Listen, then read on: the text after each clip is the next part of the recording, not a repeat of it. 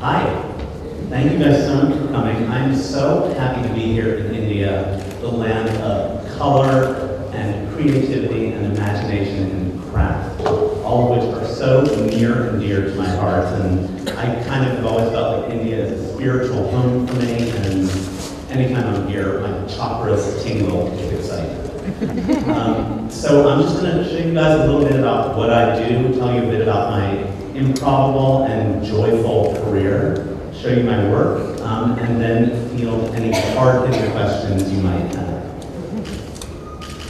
Moi. I am a potter. I first tried pottery at summer camp, and I was hooked. I felt an immediate spiritual connection to clay, and that spiritual connection has been with me ever since. And there's something about clay, it's just sort of the most basic, it's mud. And from this mud, you can create anything and hopefully magic. So as I've grown my career into myriad categories and products and retail stores, everything comes back to clay for me. I like to make clay not look like clay sometimes. These are some of my early pots when I first started 20 years ago. And me, I've always been obsessed with the nuances of form and color and pattern and shape. And these early pots, I think, really express it in a very graphic way. And then I take those very same concerns and express them through texture. And that's me potting, probably 10 years ago when I was 10 years younger. But yeah, pots, pottery is my passion, and you'll see everything I do comes through the lens of craft. I have a craft-based design business. And one of the things I learned from being a potter, I think when people think of potters and many artists, I think artists tend to develop a signature style and then just make the same thing over and over again. That's sort of the way most potters in the world are. And I always rejected that idea because I felt like if I was going to lead a creative life, I wanted my creative life to be expansive and full of possibility. And so one of the things I decided early on in my career was that unlike a typical potter who might go to the studio and make the same mug over and over again, I wanted to expand and do anything. So my work ranges from organic modern forms to representational forms. I'm obsessed with ceramic animals. And everything I do, I try to create elegant design. I think elegance is an underappreciated word and concept in our chaotic world. I really want my work to always be elegant. I want lines to be perfect and sinuous. I want there to be a sort of elegant sense of proportion. So in everything I do, I strive to create elegance. And I love surrealism, as you can see from the slide on the right. I love to do a lot of stuff with the human form. And I also like design to be cheeky. So as my career developed, I'll go back a slide, I was a full-time potter, and eventually I realized that I needed to get out from behind the potter's wheel. I used to be a full-time production potter. I realized I had to get out from the potter's wheel and find resources to produce my designs. So I found a resource in Peru that could make my pottery. And then when I was in Peru, I fell in love with Peruvian textiles, and I started to design textiles. And I tried to take the same spirit that I had developed in the pottery studio. I thought about what my pottery was saying. I thought my pottery is about elegance, it is about craft, it's about style, but it's also about joy, the joy of creativity. And when I came up with that idea, style, craft, and joy, I realized that if I took those ideas, style, craft, and joy, I could apply them to any material and it would still feel authentic to me. And that was a really liberating moment. I think for anybody who has a design business or a brand, I always think it's fantastic to come up with 3 words that define who you are. And for me, it was style, craft, and joy. The bold look of Kohler is a great definition of what Kohler is. Barney's is taste, luxury, humor. Whatever it is, I think it's fabulous to come up with 3 words that define who you are. So once I realized that my work was about style, craft, and joy, I started to design pillows. These are needlepoint pillows that I hope express style, craft, and joy.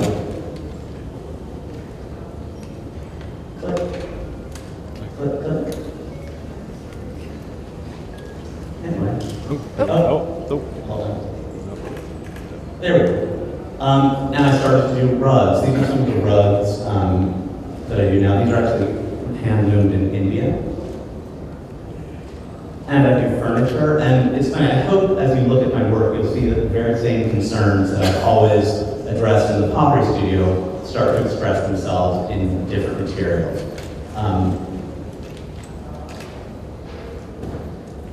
In my design practice now, I work in every material on earth, and these are some nifty lucite vases I'm doing. This, I brought this slide up because as my design practice has evolved, I've always, my business has grown. I have 27 stores.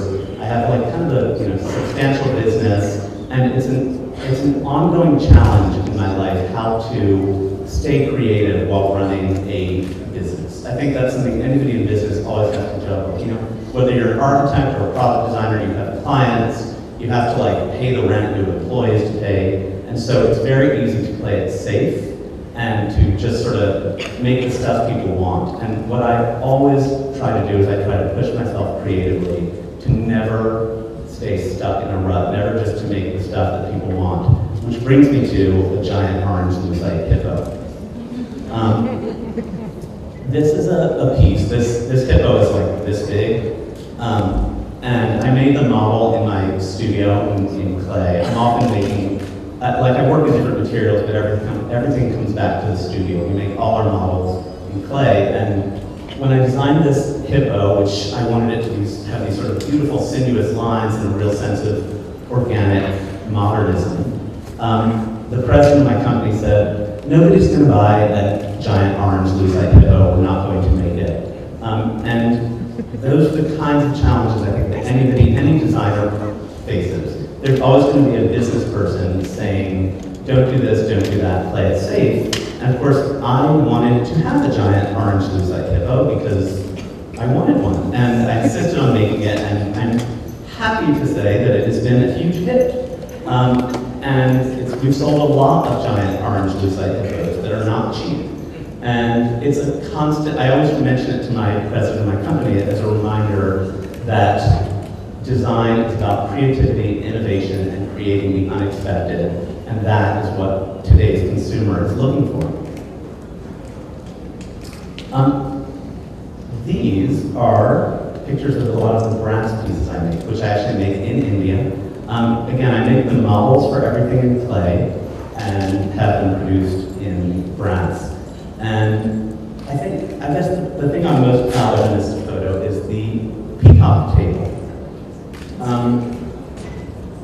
Again, it's an unexpected piece, it's expensive, and it sells really well. And it's about elegance in design and the unexpected. In this case, I thought, I want to take a peacock, I want to reduce it to its most elemental forms, to a very, very simple, sinuous curve. And I was thinking a lot about the sculptor Anish Kapoor, who makes beautiful, organic, reflective surfaces, and this is the result. And I think you should look for the unexpected. Animals are a huge part of my oeuvre and my life and my passion. These are a collection I call my glass menagerie, and they're very emblematic of what I strive to do in design, which is I actually am a minimalist. A lot of people might look at my work and see an abundance of color and a lot going on and eclecticism, but in my heart, I'm actually a very, very minimalist designer. I strive to take whatever issue on the dressing, whether it be a formal, an abstract piece or a representational thing, and reduce it to its most elemental forms. And that's what this collection of pottery is about. It's almost like, it's like about taking these animals and reducing them to nothing. In this case, I developed a technique whereby I put melted glass into the clay and it pools and developed this beautiful crackled surface. But I hope you'll see my focus on minimalism that I think comes to life via craft. I think if you find a beautiful technique, a beautiful material, I know with Kohler, like your enamel is chakra-tinglingly beautiful. In this case, the glass that I developed is very, very rich and luxe. And so I wanted to create forms that enable the beautiful craft and material to speak for themselves. So I love these guys.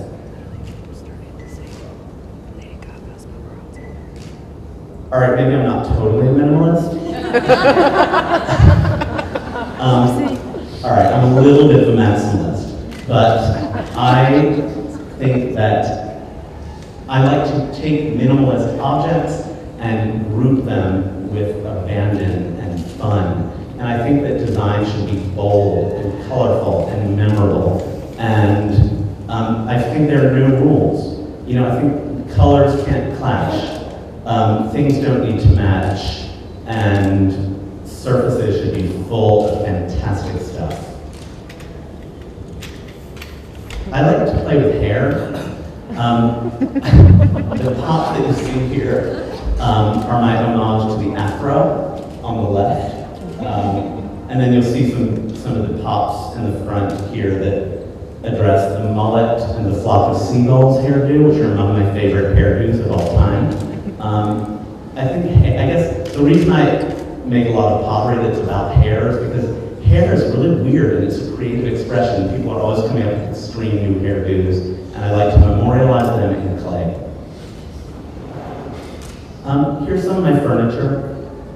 The green chair is one of my favorite pieces that I've designed, and I think that really expresses the minimalism of my design. I try to use a minimum of gesture. In this case, I just wanted to play with the idea of an X-backed chair, and that's what that chair is about. It's comfy and minimal and kind of surreal and dreamy. I think design should be dreamy.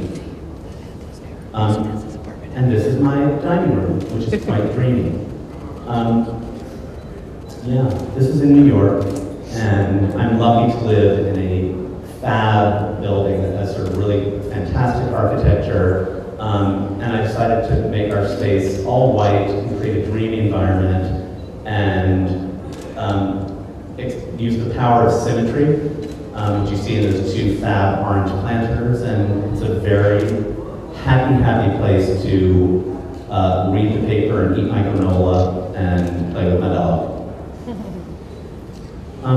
This is some of my interior design work. This is a house I designed in Nantucket.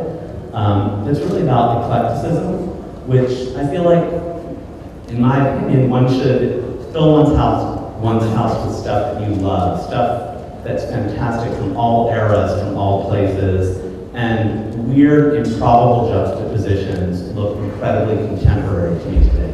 Like a house that's all one style looks dated. I think that we live in a chaotic world. It's like a jumble of sights and sounds and smells and tastes and internet, and everything's insane. And I think that design should reflect that chaos.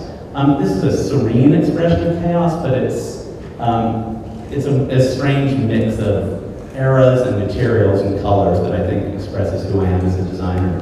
In this case, there's like a contemporary dining table with some French 50s chairs with a Spanish colonial chair at the end, which is done in a vintage Jacqueline or Larson velvet, a nautical campaign chest, and an Indian mirror, and a high-tech chandelier. And they all come together in a harmonious way.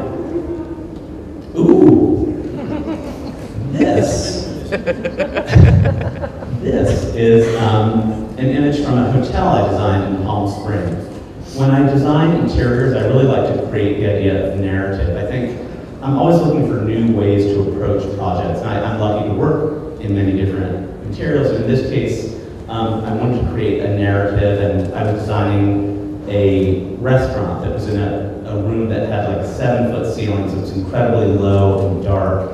And I imagined that it should be this clubby environment for a very, very dissolute gentleman who was into a lot of naughty stuff. So I made it very, it's like low, it's dark, it's moody, there's a lot of like drug and sex paraphernalia on the walls. And I took this really horrible space, and it has a very magical feel because of the idea of narrative. I created a fictitious gentleman in my mind, Mr. Parker, and the restaurant is called Mr. Parker's.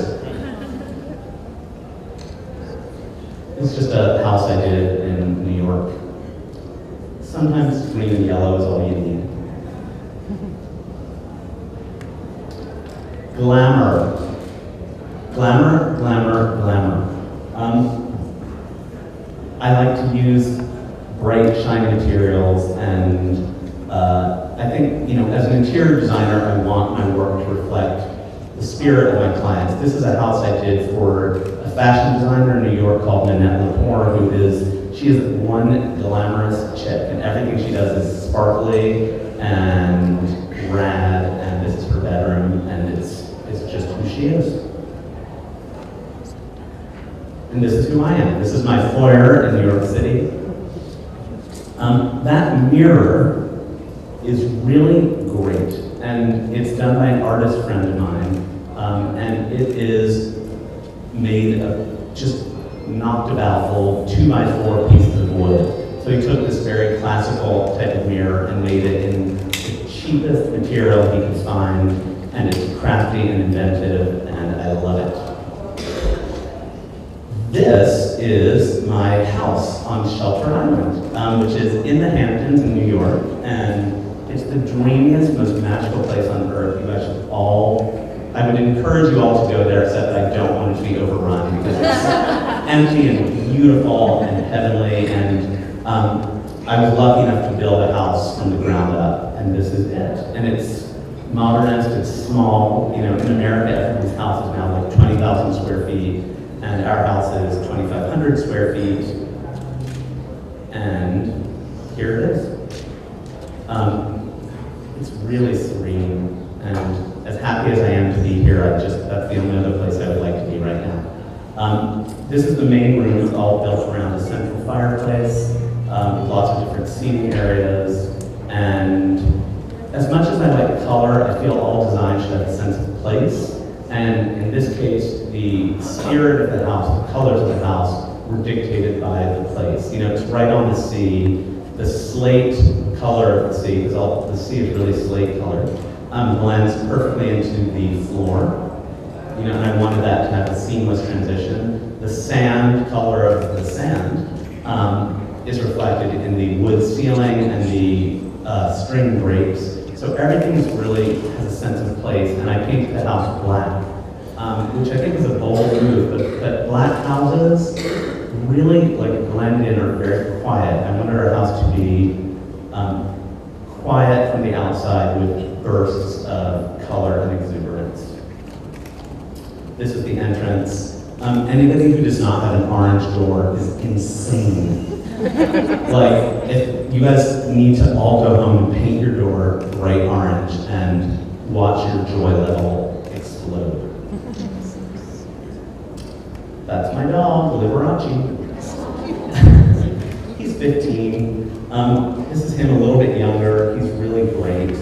And have you ever seen anyone so handsome? I haven't. As a potter, I took the opportunity when building my house to create custom tiles, which was such a treat. And this is a tile wall that I did.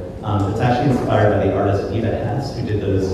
She's a fab artist, and there's that iconic monograph of hers by Lucy Lepard that has a picture of her circle drawings on the cover. And this wall, these tiles, are really about the idea of modernism fused with craft, and they have a real richness to them. And then the two chairs, the Plattner chairs that are there, I just took the cushions and switched them in no rules spirit. It's another view of the house. Macrame owl much? I love to play with scale. This is done by an artist friend of mine called Andy Harmon, and I said to him, like, I want, this house is about craft, like, let's do a macrame owl. And he said, yeah, I will take a macrame owl and I will take it to the next level. In this case, he worked with rope that was like the thickest rope you could possibly macrame, and I think it's really an interesting idea to take a mundane, almost kitsch icon, the macrame owl, and transform it into a piece of art. And this owl happily presides over my house and always makes me happy and opens my eyes to new ways of seeing things. Ooh.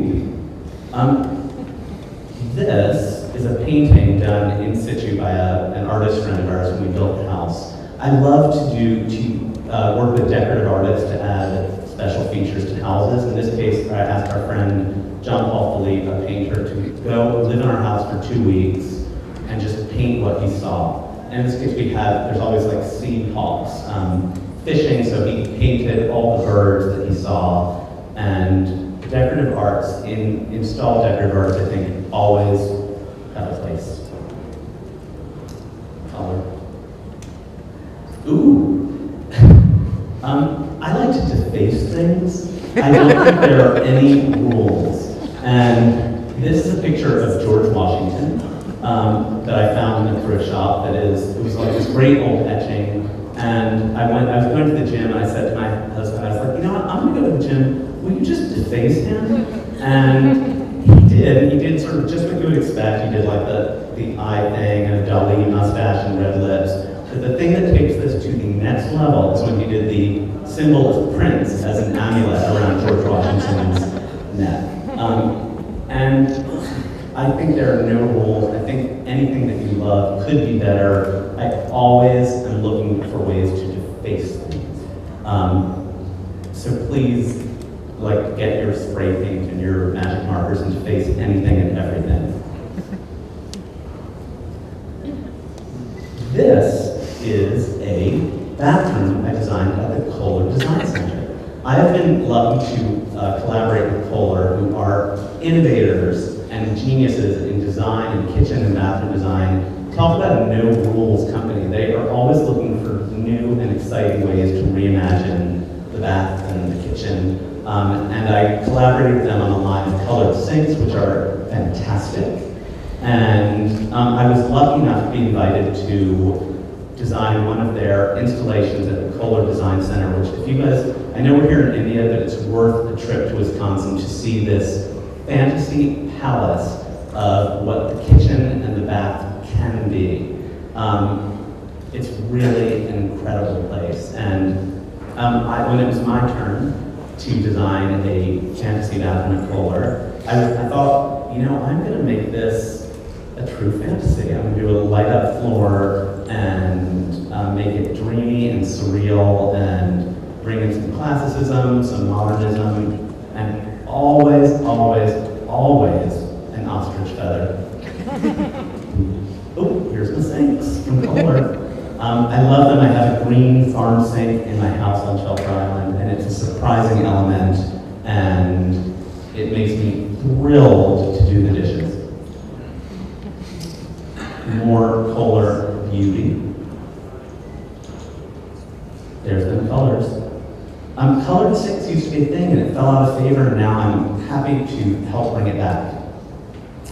My last slide, I'm going to end on this. This is, again, taken at my Shelter Island house. You can see them tiles that I made, and you can see the texture and the craft, and the fact that you can take simple patterns and through enthusiasm and craft make them come to life. And then the pillows are needlepoint pillows that really express what I think life is about: love and peace. Love and peace to you all. Thank you so much. And if you have any questions, fire away.